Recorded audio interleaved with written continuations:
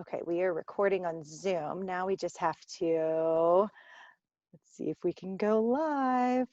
Oh boy. I Oh, know. I think it says it's still setting up, but oh, mine says it's streaming on live. Let's see. oh, here we go. I think we're live on Facebook right now. Hi, Carolyn. How are you this morning? I'm well. How are you? Good. So, okay, yes, it officially says, I have a little thing that says we are now streaming on Facebook. So we are streaming into the InterMap Project Facebook group this morning. And I wanted to share with my community a little bit. I met Carolyn, as many of us are meeting each other these days through social media. And we just connected because I have worked with teens who have struggled with anxiety, and Carolyn does some work with parents who have teens and kids with anxiety. And so she wanted to pop on here this morning. I just wanted to get her on here and share some of her awesome work with my community because I think it's really important what she does. So Carolyn, if you will just share with everyone a little bit about your background, how you got into this, and kind of what you do. Sure, I'd be happy Yeah, to. awesome. And thanks for the opportunity. I'm Carolyn Lambert, and I'm a parenting coach who works specifically with parents of kids, primarily teenagers, who struggle with anxiety and depression. And I came to the work because I have three who live with often debilitating anxiety and depression. And going through that experience with them, it became very clear to me that there are lots of resources to try to help your children. There are a few that are focused on the parents specifically, and some of the different challenges that we're going through when we have anxious or depressed kids. So I decided to take the bull by the horns and start doing the work. Um, so That's I so use, awesome. yeah, it's been incredibly rewarding. And it's just there's very little support or ways to connect with others who are having similar experiences because we hesitate to talk about it Hmm. when our kids aren't thriving. And we need to talk about it in order to feel supported ourselves and be. Yeah, I mean, it's not, you know, social media pretty. We don't want to put our flaws out all over for the world to see. So I think it can also feel really isolating because you don't know as a parent that everyone else seems like everything's going fine, and it's not always the case. Yeah, I talk about our Facebook lives, or I have a few friends that it's their holiday letter life, right? Where everybody's achievements throughout the year, and here's everything that's going fantastically well, and you have no idea what's really going on under the surface because we don't reveal that unless we feel really safe and connected to the people that we're talking to. So Yeah. that's the idea with this. Uh, I just love that. I think it's like such a great resource for parents because, like you said, I mean, kids who are struggling with anxiety or depression often have their own therapist, and a lot of times, like the parents maybe are getting some support from the therapist, but the therapist's real role is to support their client, and the parents may not need like quote unquote official therapy, but they do still need support in that area. Yeah, Yeah. so I do a lot of work with the parents that I work with.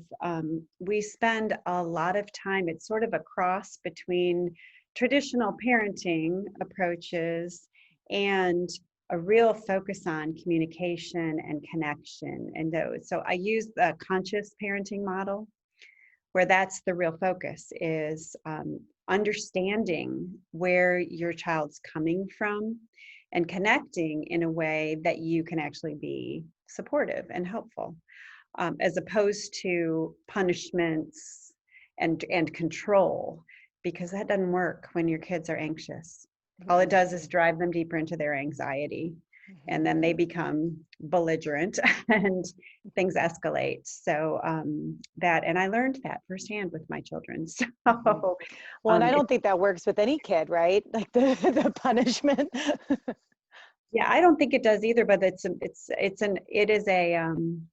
model a lot of us grew up with. I think, at least I know I did. That whole idea that you just have to toe the line and you do what you're told, and you don't say no, and this, or there's major consequences. And that doesn't really work with our kids today. I'm partly because they have a lot of different pressures, I think, than we did when we were growing up, social media and academic pressures and all of that. So we have to take a different approach to actually connecting with them in a way that they can hear us Hmm. and we can hear them. Yeah. So, Yeah, I think that's really important. It's been a big learning process for me as a parent because, um, and I don't feel like my parents were especially punitive, like or anything like that, but it was just a different thing where it was a different a little bit different relationship growing up. And, you just have to and you have to figure out what works. And my daughter has struggled a little bit with anxiety. And that's something that, we've talked about a little bit and I'm pretty open about with people, but that's, and so it has taken me a while to kind of figure out where I can push her and where to hold those boundaries really firm with her so that it's not just super loosey goosey. And yeah, also where I need to be a little bit softer. And it just changes all the time. And it's, it takes a lot of practice and figuring things out and reading and talking to people and trial and error, lots of error, I yeah, feel like in my case. But we have good days and bad days. So what are you seeing? Are you seeing that you're working with a lot more people now during the pandemic? Are you seeing a rise in anxiety or? absolutely. Yeah, especially with the virtual learning piece. And, the kids are experiencing isolation in ways that they never have before. So between that loss of connection with their peers and the virtual learning and trying to shift learning styles to something that works on a screen for hours and hours a day that isn't necessarily entertaining. Yeah, it's really caused some serious issues for a lot of kids. Mhm. So I'm seeing a lot and parents are overwhelmed and frustrated and tired and worried, wanting to figure out how to support their kids through this time so that they don't get derailed and can, transition back in when things begin to open up again. So Mhm. that's Yeah. And I've talked about this before where our nervous system, it likes predictability, consistency, routine. We have none of that right now. And so I think I'm seeing a lot with parents who don't necessarily have an anxiety disorder, but Mhm. the anxiety for the parents is increasing as well because their nervous system is off and they're trying to figure out a new routine and all. So it's like everybody, I Yeah, mean, I think we're starting to, I feel like, at least in our household, I feel like we've started to get into a bit of a groove. And it's like, okay, we are starting to, we've got things figured out a little bit. We've got our routines down a little bit more. My nervous system, I'm noticing that like my anxiety is not as bad as it was when the pandemic first started and everything was super new, and especially at the beginning of the school year. But it's still a lot of time on Zoom. It's a right. lot of people in the same house. Yeah. My daughter was crying the other day. She was like all, she had blown up at me. And then I went into her room to talk to her. And she says, I'm just tired of being around you. I said, yeah, the feeling is mutual, honey. you know? Right back at you, girl. Yeah. But it's like, I feel like, we're starting to get into more of a groove, but then we've also been together for like however long, 9 months now. And we are kind of getting on each other's nerves and we do need our alone time and, Yeah. a Well, lot. and it goes back to what you were saying about that boundaries too. You're having to figure out a whole new set of boundaries around, when they're working, when you're working, how you talk to one another when you're with one another all the time. And that consistency, I mean, you're having to shift everything to get in a consistent place. And it is that consistency that gives your kids safety and certainty. It gives you safety and certainty. So, and not knowing how long it's going to last just adds to, I think in April or May, we thought this was going to be over pretty quickly. And here we are in December, still not really certain when it's Yeah. going to be. So, Hmm. but we hope many of us have settled into a routine that we feel is manageable for the foreseeable future. Hmm. And there are some who haven't been able to do it, and for all kinds of reasons. And those are the parents I'm working with and trying to help. Hmm. Yeah, I have friends who I've been trying to support who are medical professionals, Mm, and they're like, we love what you're doing, and like it's just they're at the point of like just treading water right now, and they're like, we can't take on anything else. Like, we know that we need to be de-stressing and doing self-care and all the things, and taking on one more task is just not manageable. So I think a lot of people know intuitively that they need to do this kind of stuff, and it's also just like they're like, nope, we are just going to tread water until we get out of this, and then we'll deal with the damage down the yeah, road, unfortunately. keep my nose above the water line. Yeah, That's yeah, exactly. yeah, Okay, well, you promised me that you were going to share 3 tips yes, for parents. So yeah. I didn't grab a notebook. Luckily, I'm recording this because I'm going to have to There you go. furiously jot these down. So, what are your 3 tips for parents who are out there who are dealing with anxious kids? Even, and this is like basically every parent out there of a teenager right now. I mean, even if they're not officially diagnosed anxiety disorder, I Yes, think every kid can benefit from these. So yep, let's hear yeah, them. absolutely. Yes. So 3 tips for increasing connection with your anxious teens, or any teen, really. And they're going to sound real intuitive, and we don't do them most days. So number one is stop assuming and ask questions, because we like to believe that we know our kids, and we do know our children, but we can't really know what's going on, what they're thinking and feeling, unless we ask. So seeing an expression on their face or a behavior and making an assumption about where that's coming from, we're often wrong. So taking the time to, first of all, recognizing that we're making that assumption, and then checking in and questioning it in order to get the real information, can be really, really helpful. And the caveat I always give with this one is, your kids might think you're crazy at first. They might be like, what are you? I don't want to answer that. I don't know where that's coming from. And they might not be super responsive at first, but if you're consistent with it, they'll get comfortable with it, and you'll begin to get information, and they'll begin to open up in ways that will allow you to make a different kind of connection with them. Hmm. So that's number one: stop assuming and ask questions. I'm I'm terrible about that, and I have a tip for parents of boys, especially. Get them on a walk or Mhm. in the car, because I found as a counselor, when I would talk to boys, like be staring at them in the face, like the girls were fine. They'd be like, Yep. ah, and Yeah. they'd spill their beans. The boys would be like, nope. And I'm like, let's go walk the halls. And we'd go on a lap around the school. And then if you're not looking at them and you're shoulder to shoulder, they would be like, tell you everything that's going on. So, Absolutely. I yeah. have I have 2 different clients. One, that they call it the Wednesday walk, and it doesn't always happen on Wednesday, and it's not always a walk, but that's what they call it, and they do it once a week. And they some activity, and then another that when they know they're going to have a pretty long car ride, they actually plan for something they want to check in on, and they use that time when kid is either next to them or in the back seat and doesn't have to look them in the eyeballs, that they can have those conversations. So that's a really good insight, Jamie.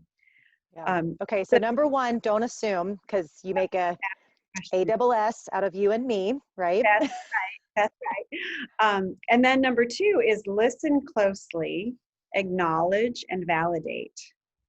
So when they do start to open up and share information with you, make sure that they have your full attention and that you're really taking in what they're saying. That acknowledging piece even can go so far as saying, this is what I heard you say. Did I get it right? And if you didn't, then asking for more information or asking for that clarity so that you make sure that you're really understanding what they want you to know. Because again, we continue to make assumptions even when we're listening, or we're thinking about what we're going to say next when we're listening, right? So that listen closely, acknowledge, and then the validation piece is really just letting them know that you can understand where they're coming from. It doesn't mean you agree. It doesn't mean that you're going to do what they're asking or, follow them down a particular path. It just means that you can understand their perspective and you've heard them. And then you can take the conversation from there. Man, that is hard. It is a hard, when I was doing my master's in counseling, for our practicum, that was basically what they taught us to do, was listen, and then you repeat. So if you said, so what I'm hearing you saying, Carolyn, is that you want us to listen closely and validate. And then the person, and you literally just repeat back to them exactly what they said. And it's amazing how much it works. Yes. And how little I do that as a parent. Yeah. Because I'm not in that role. So, right. Okay. So I need to practice that too. All right. What's tip number 3? And now I've got homework to do. We all need to practice. I say practice makes connection. So it's that failing is okay. It's just a learning experience, and just keep practicing and you'll get there. But the last one, the third one, is focus on what you can control. So as much as we would like to be able to control our kids and their thoughts, feelings, behaviors, we cannot. And that really goes back to that conscious parenting model. And it's one of the lessons I learned early on with my son, because the more we tried to control, he was isolating and withdrawing more and more over time into electronics. The more we tried to control his access to electronics, the more isolated and withdrawn he became, until he just stopped caring. And then you have no control when they stop caring, right? So it's that focus on what you can control, and you can control your reaction to your kids. And sometimes that's going to mean just pausing at first when you feel triggered, and just taking a breath and stepping back if you need to. You can control the language that you use when you're talking to them. And I don't mean like controlling your swearing and that sort of thing. I mean choosing words that are positive and more action oriented, and focusing on those understanding and connection, that language, as opposed to directive or invalidating or minimizing kind of language. And then finally, and you talked about this with the healthcare workers, your own self-care. Because we've all heard this a million times, you can't pour from an empty cup. So when you're stressed and right at the edge, you don't have space for listening, validating, acknowledging, asking questions, any of it, because you're so bunched up. So focusing on those things that you can control can help you get to a space where you can connect with your kids and honestly have more influence than you would trying to control them. So that's my number 3. I love that. Okay, so don't make assumptions, ask questions. Yep. Number 2, I'm just making sure I have this. Listen, validate, be present. Yes. And the last one, oh my gosh, you just said it. And what did I? It's like already, it's like in and out. You were thinking about remembering the first 2. And then focus on what we have control over. Yes. Yes. Okay. Those are great. And you're right. They are intuitive and they take practice. Yeah. All of it takes practice. Yes. Yeah. I think everything that you and I do with our clients, it's not rocket science. Right. But we don't do it. Right. And I have to practice what I preach every single day. It's not, we both have, so. And sometimes it's getting to the why you don't do it. It's being able to have those conversations about why is this not risen to the top of the priority list, or what is it that's keeping you from doing it? Yeah, And exactly. so, Awesome. Well, yeah. Carolyn, thank you for sharing your wealth of knowledge. I will put all of your contact info in the comments Okay. section on the Facebook Live so that anybody who wants to get in touch with Carolyn, or if you just want to ask her questions. And then you are on Instagram as well. Yep. Yep. And yeah, so do you have any fun stuff coming up that people, any events or anything like that coming up, or are you primarily doing the one-on-one parent coaching right now? We're getting ready in January to start some Zoom-based, of course, connection groups for parents. So I'll be getting that information out. It's going to be every 2 weeks, starting in January on the Zoom platform. So I'll be putting that out on my Instagram and my Facebook, and all of that, and my website. And the other pieces, I'm working on some sort of free resources for parents that should be coming out hopefully before the end of the year. So Awesome. make sure that you're aware of it all. Okay. Awesome. Well, thank you everybody for watching today. If you have any questions, you can reach out to Carolyn and I'll put all of her stuff, as I said, in the comments. So hope you all Thanks. have a great day. Thanks everyone for being here. I think I'm going to stop the live stream. So we'll see you all soon.